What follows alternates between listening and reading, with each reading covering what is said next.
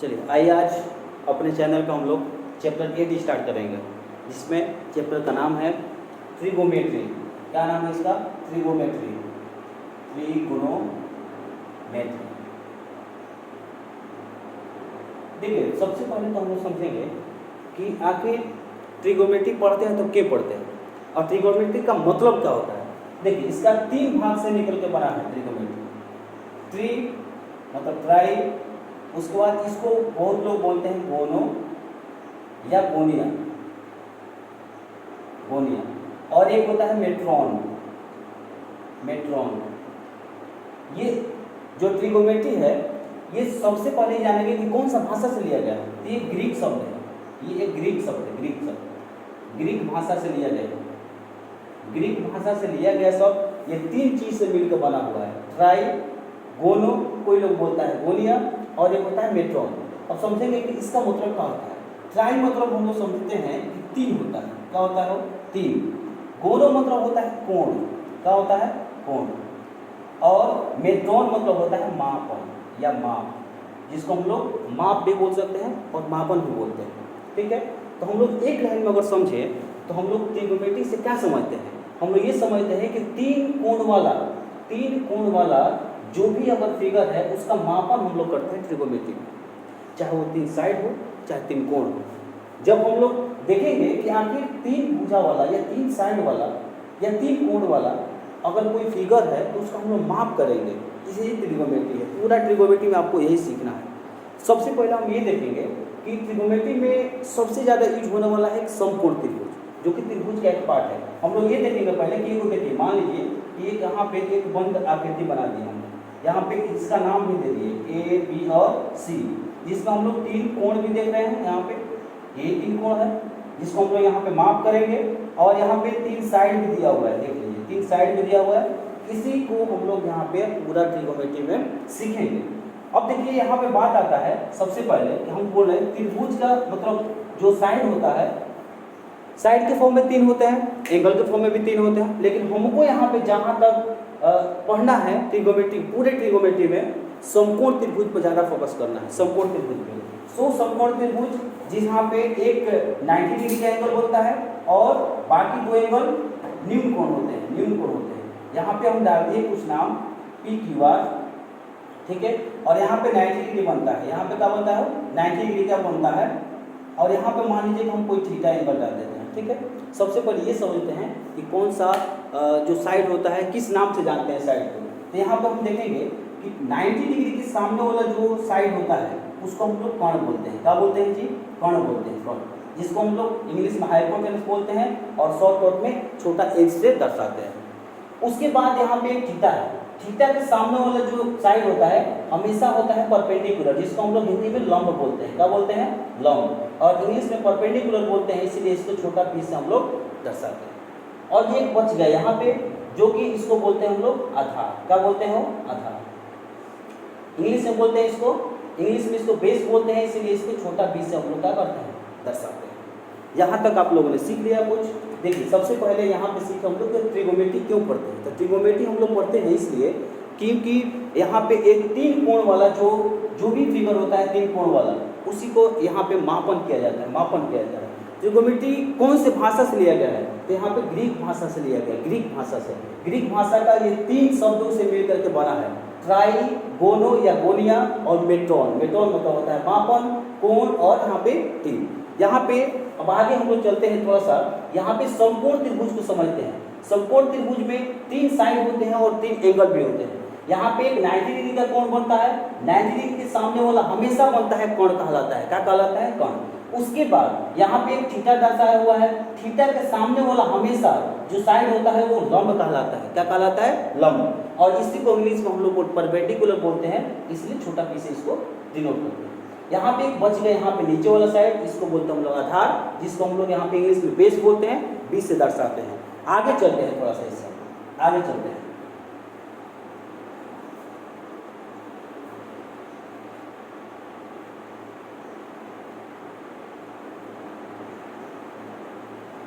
अब देखिए, यहाँ से फिर हम एक समकोण त्रिभुज बना रहे हैं। समकोण त्रिभुज का ही काम है, पूरा ट्रिगोनोमेट्री में समकोण त्रिभुज का ही काम है। जैसे इसका नाम हम दे दिए A, B और यहाँ पे सी। यहाँ पे 90 डिग्री बनता है, हमेशा बोले 90 डिग्री के सामने वाला क्या होता है, कर्ण होता है। और एक थीटा यहाँ पे बना देते हैं, इसके सामने वाला क्या होता है, लंब होता है, लंब होता है। और यहाँ पे एक होता है ये आधार होता है, जो बच गया आधार होता है। हो सकता है कि यहाँ पे दूसरे अगर हम फिगर में देखें तो यहाँ पे 90 डिग्री बनता है और यहाँ पे हम दे दिए P, यहाँ पे Q और यहाँ पे R दे दिए, ठीक है। अब की बार थीटा हम यहाँ पे बना देते हैं, ठीक है। अब बताइए यहाँ पे तो 90 डिग्री के सामने वाला कौन होता है, हमेशा हमेशा कौन होता है। अब बताइए कन्फ्यूज तो हो गए हम लोग। अब यहाँ पे हम लिख दिए, यहाँ पे लिख दिए हम अब की बार लंब, लंब यहाँ पे लंब बोल दिए। अब यहाँ पे जो बच गया है इसको बोलते हैं आधार। क्या बोलते हैं, आधार। अब आप लोग कन्फ्यूज हो गए, बताइए कि आप लोग अभी तो बोले हम कि यहाँ पे थीटा है तो यहाँ पे लंब बन जाएगा, अभी आप बना दिए यहाँ पे लंब। तो देखिए यहाँ पे कुछ करना नहीं है, हम बोले ये कि हमेशा कर्ण जो होता है वो फिक्स रहेगा, हमेशा फिक्स रहेगा। यहाँ पर भी कर्ण एकदम फिक्स है, 90 डिग्री के सामने वाला हमेशा होता है कर्ण। लेकिन ये दोनों जो लंब होता है और आधार होता है ये कभी फिक्स नहीं होता है, ये कभी फिक्स नहीं होता है। यहाँ पे देखिए ये थीटा पर निर्भर रहता है, यहाँ पे थीटा अगर बन रहा है तो इसके सामने वाला हमेशा लंब होता है, यहाँ पे थीटा बन रहा था तो इसके सामने वाला लंब हुआ था। अब कंफ्यूजन दूर हो गया। तो यहाँ पे एक लाइन लिखेंगे कि यहाँ पे हमेशा, यहाँ पे लिखेंगे स्टार्ट आके लिख लेते हैं कि कर्ण हमेशा, कर्ण हमेशा हमेशा फिक्स होता है। क्या होता है, वो फिक्स होता है, फिक्स होता है। लेकिन यहाँ पे दूसरा में डालेंगे इसका लंब जो होता है, लंब और यहाँ पे क्या हो जाएगा, आधार, आधार, ये कभी भी फिक्स नहीं होता है, ये कभी भी फिक्स नहीं होता है, ये कभी भी फिक्स नहीं होता।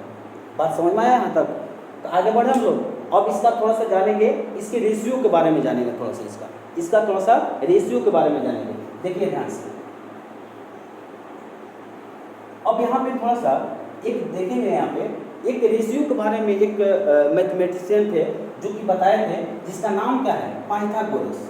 पाइथागोरस, पाइथागोरस महाराज ने एक यहाँ पे रेशियो का ट्रिक दिया है, जिसको बोलते हैं यहाँ पे, जैसे यहाँ पे कर्ण है तो कर्ण का स्क्वायर बराबर इन दोनों छोटी भुजा का स्क्वायर के बराबर होता है।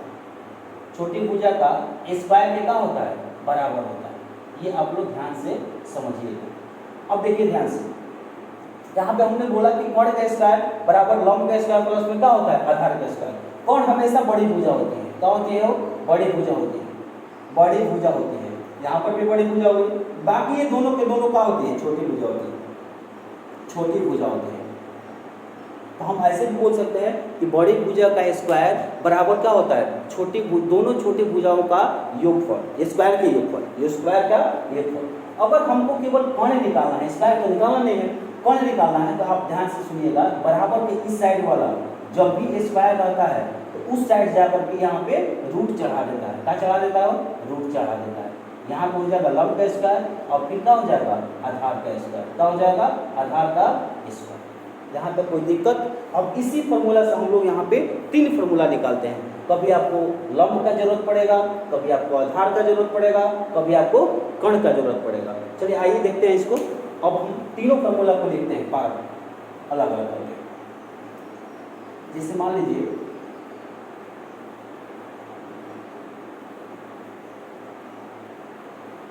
समझते चलिएगा, आप लोगों को नहीं समझ में आएगा तो कमेंट में जरूर आपको बताना है। देखिए अब यहाँ पे हमने लिखा था अभी कि कर्ण का स्क्वायर या कर्ण बराबर, सीधा लिखते हैं, कर्ण बराबर अगर ये क्या होता था, दोनों छोटी भुजाओं का योगफल, स्क्वायर का योगफल, आधार का स्क्वायर। यही नहीं लिखे थे वो, आधार का स्क्वायर। लेकिन हमको अगर लंब चाहिए तो यहाँ पे लिख लेंगे लंब बराबर क्या होता है। अब बड़ी भुजा क्या था आपका, कर्ण था, तो कर्ण का स्क्वायर माइनस में क्या हो जाएगा, आधार का स्क्वायर। क्या हो जाएगा, आधार का स्क्वायर। लेकिन आपको आधार का जरूरत पड़ेगा अगर, तो हम लोग क्या बताएंगे, यहाँ पे फिर बोल लेंगे बड़ी भुजा में से बड़ी भुजा का स्क्वायर माइनस में छोटी भुजा क्या हो जाएगा, उनके बाद लंब हो जाएगा। ये अब बताइए कि यहाँ पे कुछ सीखे कि नहीं सीखा, ये बताइए।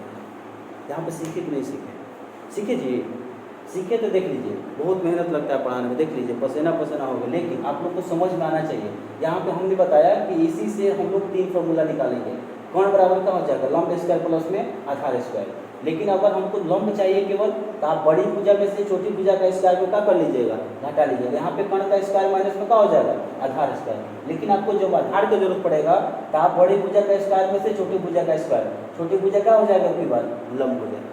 यहाँ तक आप लोगों को समझ में आया, तो आगे बढ़ते हैं। देखिए अब यहाँ पे हम थोड़ा सा कुछ यहाँ पे रेशियो है उसको देखते हैं। देखिए सबसे पहले फिर एक हम समकोण त्रिभुज बनाएंगे। अब की बार देखिएगा, यहीं से आप लोगों को थोड़ा सा और समझ में आएगा। जैसे ABC हम यहाँ पर लगाते हैं, यहाँ पे 90 डिग्री था, एकदम कंफर्म 90 डिग्री था। इसके सामने वाला हमेशा क्या हो जाएगा, कम। बार बार हम लिख रहे हैं इसलिए यहाँ पे थीटा है, इसके सामने वाला क्या हो जाएगा, इसके सामने वाला हमेशा क्या हो जाएगा, लंब हो जाएगा। क्या हो जाएगा, लंब। लेकिन ये जो बच गया इसके नीचे क्या हो जाएगा, आधार। हम बार बार बोले हैं ये दोनों छोटी भुजा होती है और ये हमेशा क्या होती है, बड़ी भुजा होती है, हमेशा बड़ी भुजा होती है। अब देखिए अगर हम आपको 1 सेकंड के लिए मान लें कि आधार हम आपको 1 दे देते हैं, 1 सेंटीमीटर, ठीक है, 1 सेंटीमीटर दे दिए। और यहाँ पे हम इसको दे देते हैं 2 सेंटीमीटर, यहाँ पे दे देते हैं 2 सेंटीमीटर। अगर आपको बोले कि आप कर्ण का मान निकालिए तो आप कैसे निकालिएगा, देखिए ध्यान से। कर्ण का मान निकालना आपको, यहाँ पे हम कर्ण बराबर लिखेंगे, कर्ण बराबर यहाँ पे दे दिए वाट, बनाइए आप। तो कर्ण बराबर क्या होता है बताइए, अभी बताया आपको कि अंडर रूट में दोनों छोटे भुजाओं का, दोनों छोटी भुजाओं का स्क्वायर का योगफल होता है। यानी कि लंब का स्क्वायर हो जाएगा और प्लस में क्या हो जाएगा, आधार का स्क्वायर हो जाएगा। अब देखिए कर्ण बराबर क्या होता है, कर्ण बराबर क्या होता है कि अंडर रूट में आपको लंब कितना दिया है, 2 सेंटीमीटर, तो 2 का स्क्वायर हो जाएगा, प्लस आधार कितना दिया है 1 सेंटीमीटर, तो 1 सेंटीमीटर यानी कि 1 का क्या हो जाएगा, स्क्वायर। अब थोड़ा सा देखिएगा, इसको कैलकुलेशन कीजिएगा। यहाँ पे 2 दूनी का कितना होता है 4, और 1 का स्क्वायर क्या होता है, यहाँ पे रूट में कितना आ जाएगा 5, यहाँ पे कितना आ जाएगा 5, अंडर रूट में इसका कितना आ जाएगा 5, यही आपका क्या हो जाएगा।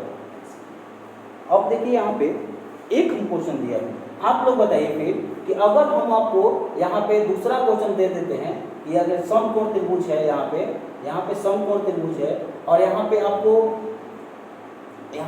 5 सेंटीमीटर दिया जाता है, यहाँ पे आपको क्या दे देता है 5 सेंटीमीटर दिया जाता है और यहाँ पे 4 सेंटीमीटर दिया जाता है, यहाँ पे थीटा दिया हुआ है। तो बोलेगा आपको कि लंब बराबर क्या होगा, लंब बराबर क्या होगा, आप बताइए आप।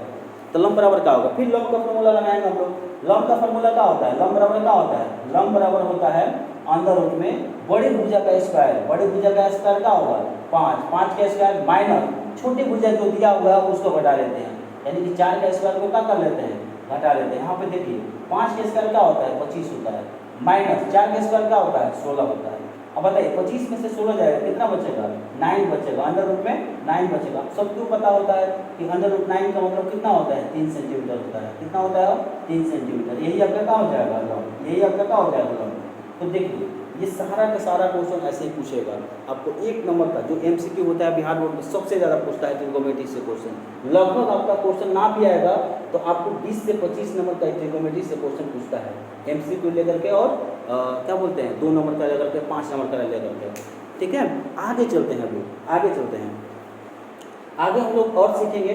देखिए जैसे मान लीजिए कि और आपको यहाँ पे हम दे देते हैं दूसरा क्वेश्चन, अब बना के दिखाइएगा।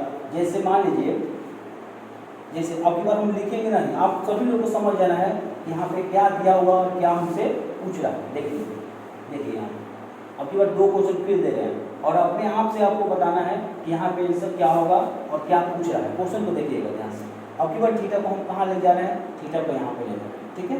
और यहाँ पे देख लीजिए, यहाँ पे आपको दे दिया है, यहाँ पे दे दिया है 13 मीटर दे दिया, ठीक है। और यहाँ पे आपको दे दिया है, यहाँ पे आपको दे दिया है, यहाँ पे दे दिया है 12 मीटर, कितना दिया है 12 मीटर। तो आपको आधार निकालना है, क्या निकालना है, आधार निकालना है, आधार की लंबाई निकालना है। अब बताइए आप कैसे निकालिएगा। सबसे पहले तो ये समझिएगा कि कौन कौन सा है, लंब कौन सा है, आधार कौन सा है। ये अगर जान जाइएगा तो आसानी से फॉर्मूला भी लगा लीजिएगा और बना भी लीजिएगा। देख लीजिए यहाँ पे हम बताए आपको कि 90 डिग्री के सामने हमेशा क्या होता है, कौन होता है, ऐसे लिख लीजिए आसानी से। यहाँ पे एक थीटा दिया हुआ, थीटा के सामने वाला हमेशा क्या होता है, लंब होता है, क्या होता है लंब होता है। अब बच गया आधार ये, यानी कि AB जो है ये आपका क्या है, आधार है। तो AB का बराबर, AB बराबर क्या हो जाएगा बताइए। अंदर रूट में हम बोले हैं कि बड़ी भुजा का स्क्वायर, बड़ी भुजा का स्क्वायर कितना है, बड़ी भुजा भाई 13 का स्क्वायर माइनस छोटी भुजा के स्क्वायर को घटा लीजिए। छोटी भुजा कितना आपका 12, 12 के स्क्वायर को घटा लीजिए, यानी कि यहाँ पे कितना हो जाएगा अंदर रूट में 13 का स्क्वायर क्या होता है बताइए। और कोई ये ना बोलेगा कि 13 दूनी 24 होता है, नहीं, 13 का स्क्वायर होता है 169 माइनस 12 दूनी 24 नहीं होता है, 12 का स्क्वायर होता है 144 या 144। 169 में से 144 घटेगा तो अंदर रूट में क्या बचेगा, 9 में से 4 जाएगा 5 और 16 में से 14 जाएगा, कितना बचेगा, 16 में से 14 हो जाएगा 2 बचेगा। अब बताइए अंदर रूट 5 का मतलब 25 का मतलब क्या होता है 5, यहाँ मीटर चल रहा है यूनिट में तो मीटर आपको लगा देना है, यही आपका क्या हो जाएगा आंसर। देखिए बहुत आसान से निकलेगा। और यहाँ पे एक क्वेश्चन दे रहे हैं फिर से, अब की बार हम दे रहे हैं यहाँ पे थीटा है और यहाँ पे 8 सेंटीमीटर है और यहाँ पे दे दिया आपको 8, यहाँ पे 15 सेंटीमीटर दे दिया, ठीक है। आपको बताना है कि ये कोण बराबर क्या होगा, कोण बराबर क्या होगा, ये देखिएगा ध्यान से। तो यहाँ पे कोण बराबर होता है, आपको अभी बताया हम कोण बराबर क्या होता है अंदर रूट में, यानी कि एल का स्क्वायर लंब का स्क्वायर प्लस में क्या हो जाएगा आधार का स्क्वायर। अब बताइए यहाँ पे कोई भी, यहाँ पे इसको देखिए यहाँ पे थीटा के सामने क्या है लंब है, इसको लंब मान लेना है और इसके सामने वाला क्या है आधार है तो इसको आधार मान लेना है। लेकिन हम ये बोलेंगे कि जब भी कोण आपको निकालना होगा तो आपको दो साइड में दिया होगा और दोनों साइड को छोटा मानना है, छोटा होता ही है, कोण से छोटा होता है दोनों। तो आप लोग मतलब बिना देखे दोनों भुजाओं का योगफल ले लीजिएगा, दोनों भुजाओं का क्या लीजिएगा योगफल और स्क्वायर का योगफल, ध्यान रखिएगा इस बात को। लंब कितना दिया हुआ है 8 का स्क्वायर और प्लस आधार कितना दिया है 15 का स्क्वायर, देखिएगा 8 का स्क्वायर कितना होता है 64 प्लस 15 का स्क्वायर क्या होता है 225, कितना होता है 225। अगर दोनों को जोड़िएगा 4 5 9 हो जाएगा, 2 और 6 8 हो जाएगा और 2 का 2 हो जाएगा, यानी कि कितना हो जाएगा 289, यानी कि कोण बराबर कितना निकल कर आ जाएगा 289 का वर्ग रूट निकालिएगा और तो कितना आएगा 70। और यूनिट का चल रहा है आपका सेंटीमीटर, तो यहाँ पे क्या लीजिएगा सेंटीमीटर, यही आपका क्या हो जाएगा निकल के आ जाएगा, निकल के आपका आ जाएगा। तो यहाँ तक आप लोगों को कोई दिक्कत है तो बताइए, यहाँ तक समझ में आया कि नहीं आया ये बता दीजिए।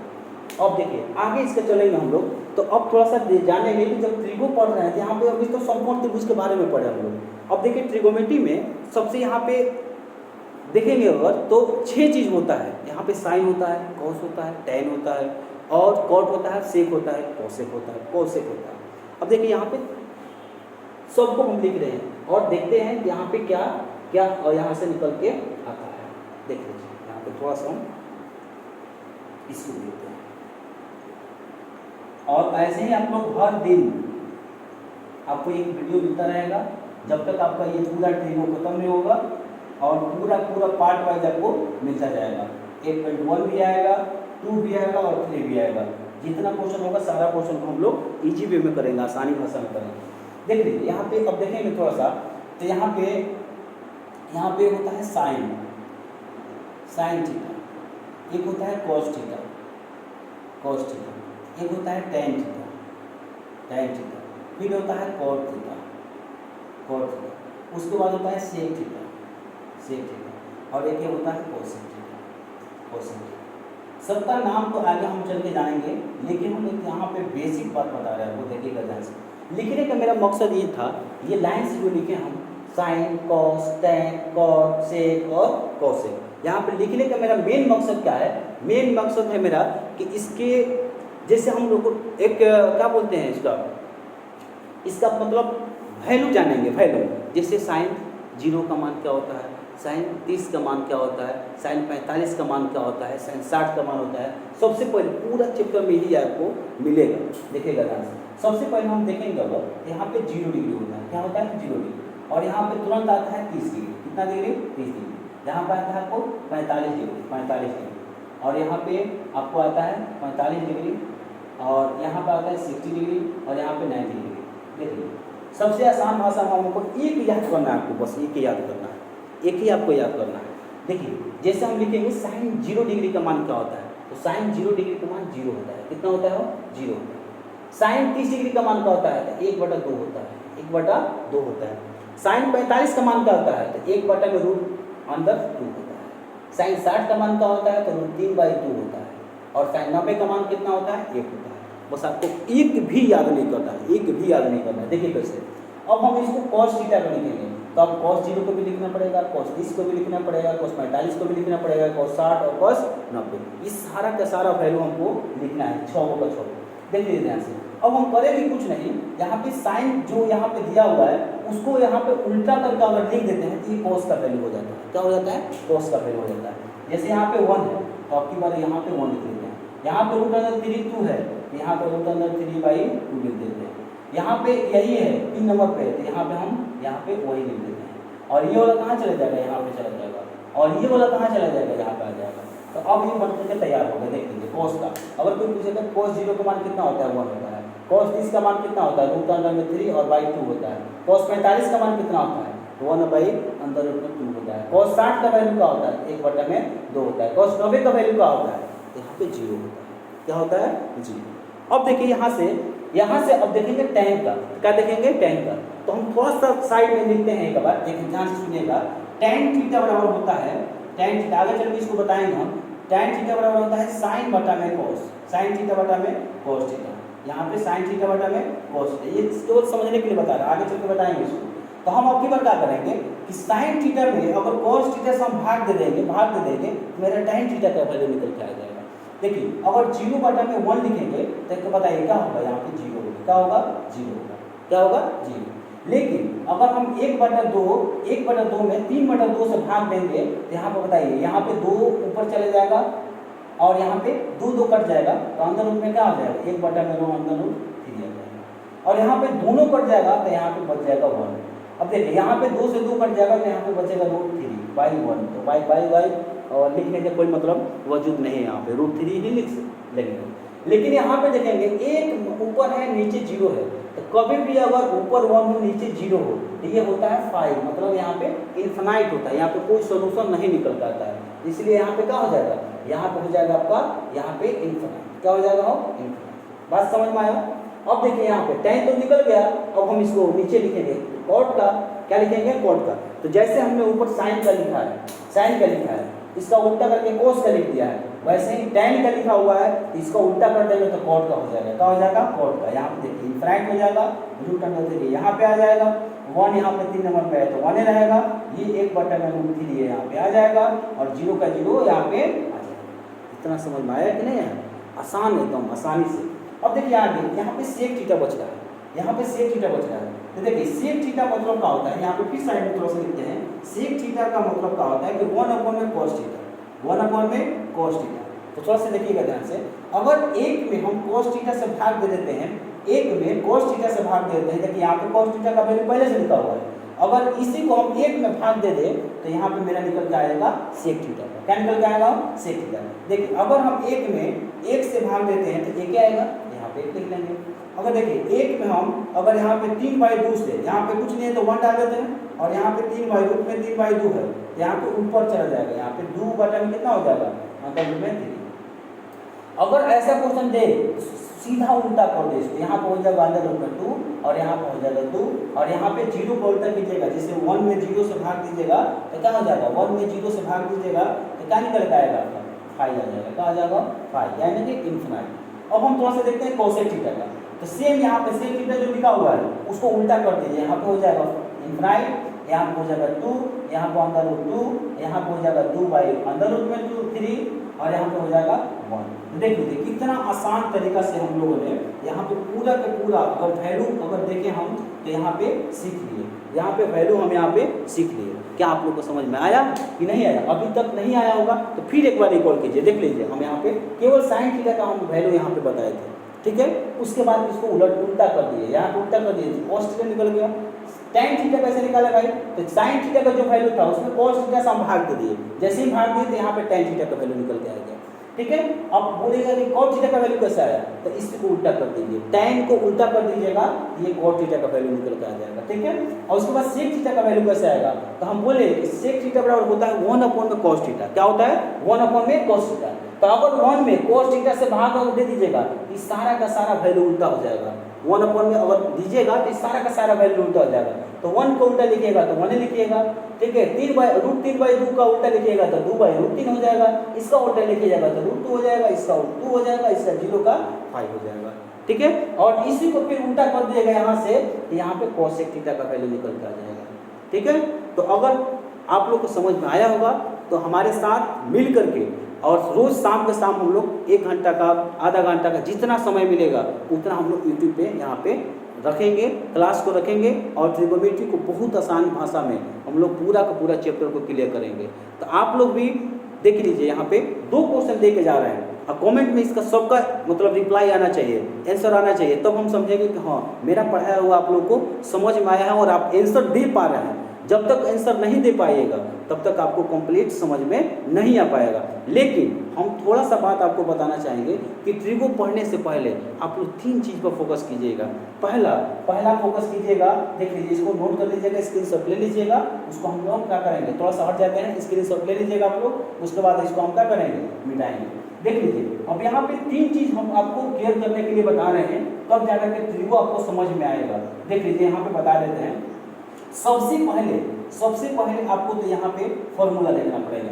क्या देखना पड़ेगा, फॉर्मूला। जितने भी फॉर्मूला इसमें यूज होंगे, सबसे पहला नंबर में फॉर्मूला। और दूसरा आपको यहाँ पे कैलकुलेशन, ये फास्ट होना चाहिए आपको और 100% सही होना चाहिए। एक भी आपका माइनस प्लस भी होगा तो गड़बड़ हो जाएगा, पूरा का पूरा आपको क्या ले बैठेगा, पूरा क्वेश्चन ले बैठेगा, कैलकुलेशन। और तीसरा आपको यहाँ पे फोकस करके पढ़ना पड़ेगा, फोकस। और यहाँ पे जितने भी आपको यहाँ पे बताया जाएगा, एक एक बात को नोटिस करना पड़ेगा और खूब बढ़िया एक नोट्स बनाइए आप लोग। आरके सक्सेस सेंटर से जुड़ करके और सारा का सारा क्वेश्चन को सॉल्व करना है। बिहार बोर्ड में आपके पास मतलब मैथ में तो एकदम नंबर 1 आपको लाना है और कम से कम नहीं भी लाना है तो 98 प्लस लाना है। कोई बच्चा तो यहाँ पे 100 में से 100 ला पाता है, ठीक है, लेकिन आप लोग कोशिश कीजिएगा 98 प्लस लाने के लिए। और जो बच्चा 100 लाएगा अगला बार से उसको हम लोग फ्री में पढ़ाएंगे, फ्री में सारा सुविधा देंगे, ठीक है। तो आप लोग मेरे साथ जुड़े रहिएगा और भूलिएगा नहीं, हम 2 क्वेश्चन दे रहे हैं आपको, भूलिएगा नहीं, 2 क्वेश्चन देना और दोनों क्वेश्चन का आंसर आना चाहिए। यहाँ पे एक क्वेश्चन है, ये समकोण त्रिभुज है, यहाँ पे 90 डिग्री है, यहाँ पे कोई नाम डाल देते हैं ABC करके, और यहाँ पे हम दे देते हैं, यहाँ पे दे देते हैं एक दे देते हैं 7 सेंटीमीटर, एक दे देते हैं 24 सेंटीमीटर। आपको कोण का मान बताना है, कोण का मान क्या करना है, बताना है। एक और क्वेश्चन देते हैं, ये पहला क्वेश्चन, ये दूसरा क्वेश्चन। यहाँ पे हम दे देते हैं समकोण त्रिभुज है, ये 90 डिग्री है, यहाँ पे थीटा का ध्यान रखिएगा। अब की बार यहाँ पे थीटा है, यहाँ पे P है, Q है और R है, ठीक है। और यहाँ पे हम दे देते हैं, आपको दे देते हैं एकदम आसान दे देते हैं, यहाँ पे दे देते हैं 6 सेंटीमीटर, यहाँ पे 10 सेंटीमीटर, और आपको यहाँ पे आधार बताना है। क्या बताना है, आधार की लंबाई बतानी है। और इसको यहाँ पे भूलना नहीं है, ये आंसर जरूर देना है 2 क्वेश्चन का, ठीक है। चलिए, यहीं पर हम लोग क्लास को एंड करते हैं। जय हिंद।